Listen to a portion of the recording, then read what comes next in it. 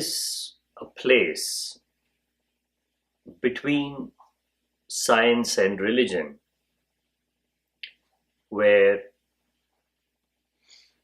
one encounters a reality that is perfectly compatible with both spiritual ideas and scientific explanation of things, both religious and scientific.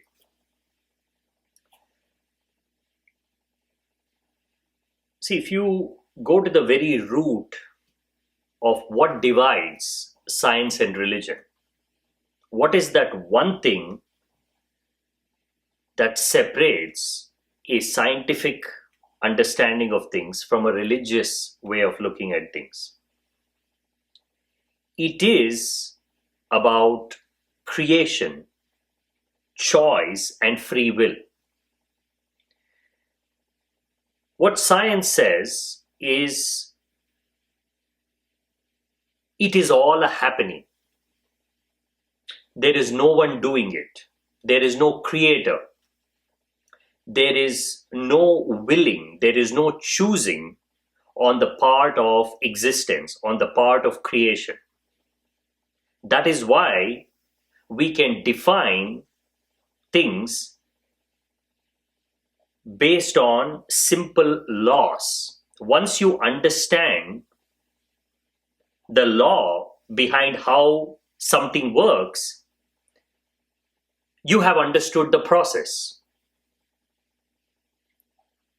The sun can be worshipped as God, or it can be explained purely as a mechanism.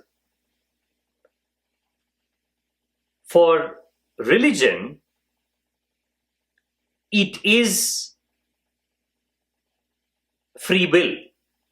It is the choice of a creator. The world doesn't simply gather itself. Things don't just happen. There is a creator behind everything. Now, both these theories are flawed. The problem with accepting a world that simply creates itself just based on scientific mathematical laws cannot explain the complexity of how we experience things. It can explain the mechanics of things. It can explain action, but it cannot explain purpose, intention. You can explain what music is using mathematics, but you cannot explain why there is music using mathematics. Science cannot answer purpose. This is the biggest complaint religions have. It's all theories, it's all explanations. It does not come close enough where I can feel the truth of what is being presented.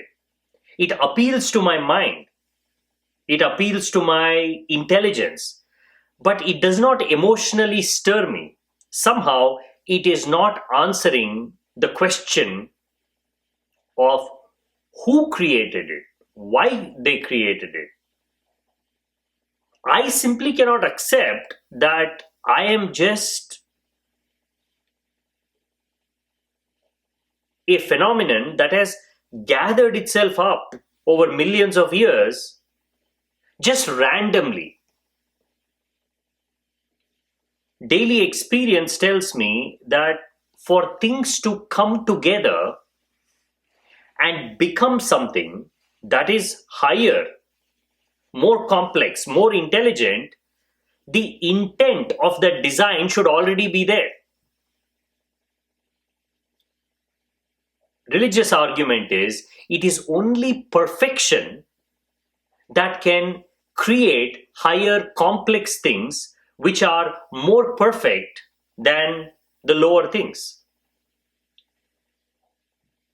Earth and a human being, there is no problem in accepting that a human being is more of a perfection in terms of expressing what's happening on the inside.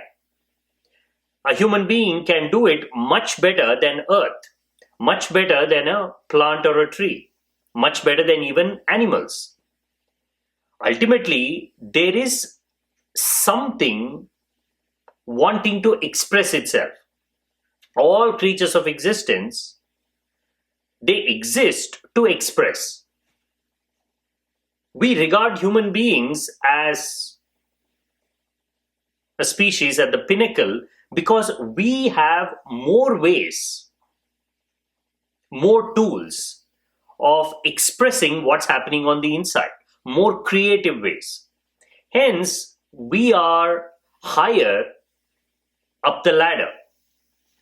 Now, the religious argument is, how can this movement from lower to higher happen without something higher willing it to happen, choosing it to happen?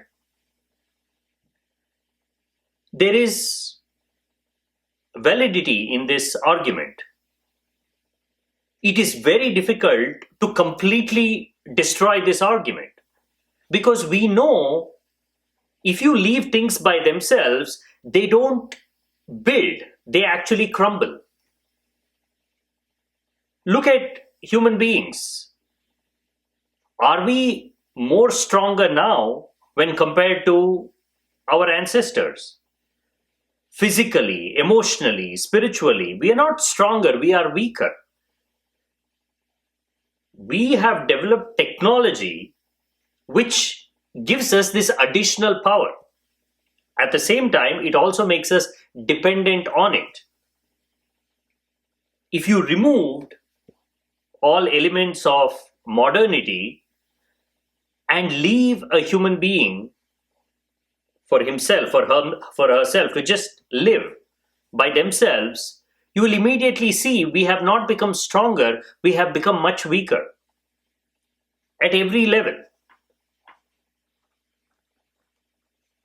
But science says evolution is always strengthening the species. It is making it more and more resilient because the mutations are helping it to evolve into something better. Now, if you project the future of humanity, it is not hard to see we're now going to evolve into a higher species.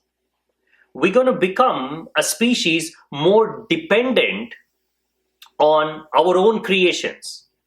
A day will come when we won't be able to live in the natural world. We need our artificially created environment. We would not even know what to do in the wild.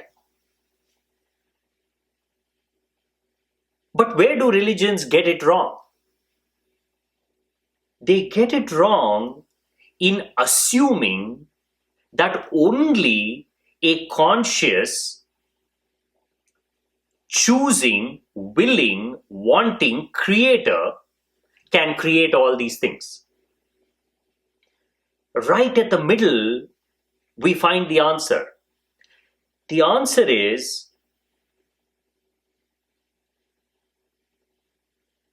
everything is happening. It is not being created exactly like the way science says. It is precise, it is mathematical. There is nobody arbitrarily changing rules. There are no inconsistencies. There is no sudden intervention. Everything can be explained using scientific mathematical laws. But there is an underlying realm of intelligence that is making all this happen. The intelligence, the force, the mind, the self, religions regard as God. God exists, but not the way religions want him to exist, as an intervening, choosing, punishing entity. He exists like how scientists see the world, like how science sees the world. He is the underlying principle, the first principle, the primary space, the primary intelligence, which is perfect in all ways.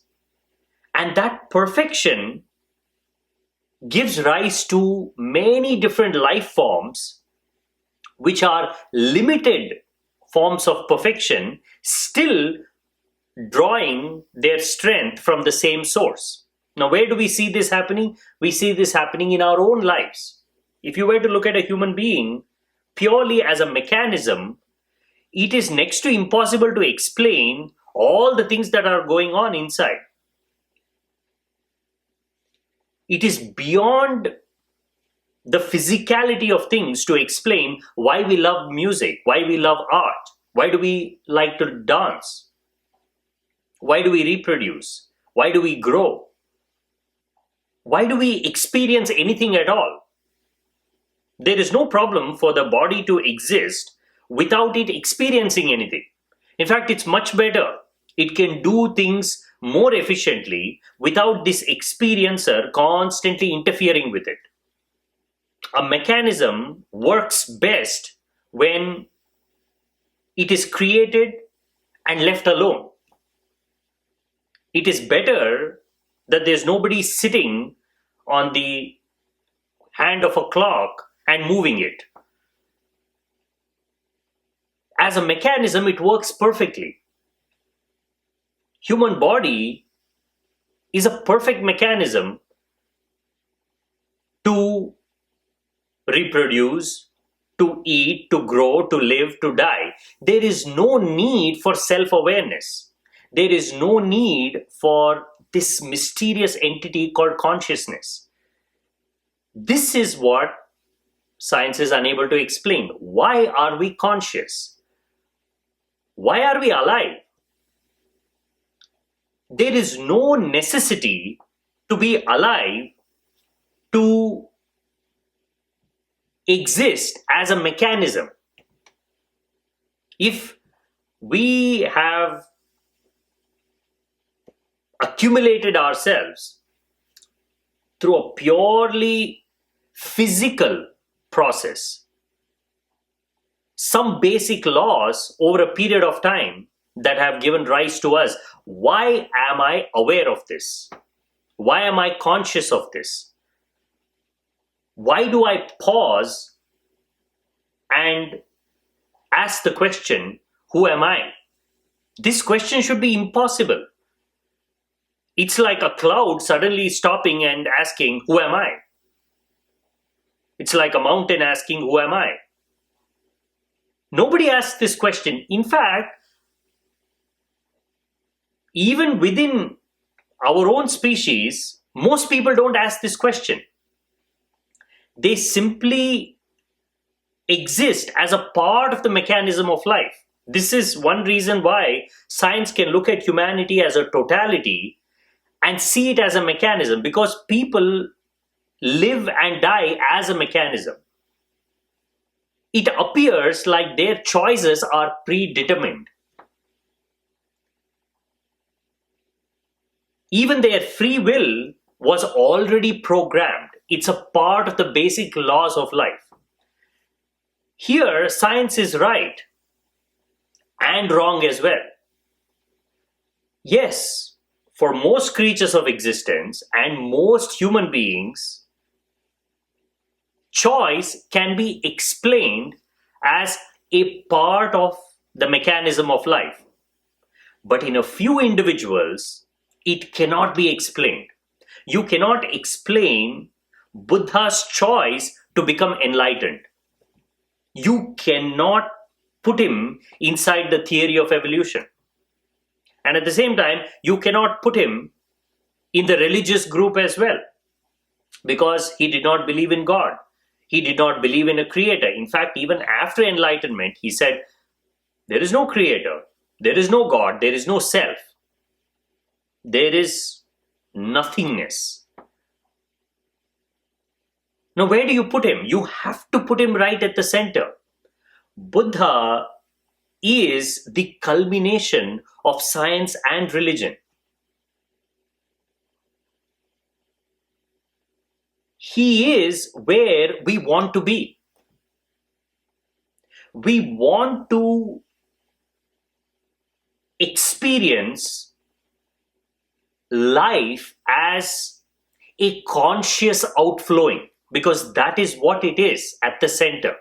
We know without this someone to experience, without this entity to experience, there is no meaning to life. So we want to know what this thing is. That longing is religious. But we don't want to block this questioning by imagining a creator. We want to understand it through a process. When science and religion comes together, we find mysticism, we find meditation, we find mindfulness, we find longing for enlightenment. When an individual searches for the ultimate answer, not in words, not in actions, but in silence, he is accepting that I can find it only in my silence because there is no creator. I can find it only within me because there is no God. But at the same time, I will find it because I am not just a mechanism. I am not just stardust that has gathered itself up. I am a conscious being. Where do you insert consciousness in all our scientific explanation of things? The most glowing, most powerful entity has no place in our theories because we cannot see it. This is the conflict between science and religion. Science absolutely believes that it is right. It is right in many ways. In fact, it is right in exactly the way in which religion is wrong. That is why it feels it is the ultimate, it is the absolute, but it isn't. Same problem with religion. Religion finds meaning and purpose precisely where science cannot offer it. That is why most of the world is religious. Because what they are longing for, those words, those explanations, that quest for actual meaning comes from religious scriptures. You will not find it in a scientific theory. In fact, you have to elevate yourself to a level of sophisticated thinking to even be able to appreciate how science explains things. For a mind that is simple, pure, childlike, it is very hard to accept a mathematical formula as an explanation for life, because that is a learned behavior. The question of free will is exactly this. If science is right, there is no free will. If religion is right, then there is no mechanism at all. Every moment, you are totally free to be what your creator wants you to be. It is freedom in bondage, free will that is determined by someone else. That is why it is not true free will. So both in science and religion, we do not explain what this free will is. Because to explain free will, you have to drop both these. You have to go inside. You have to go to that place from where choosing is actually possible.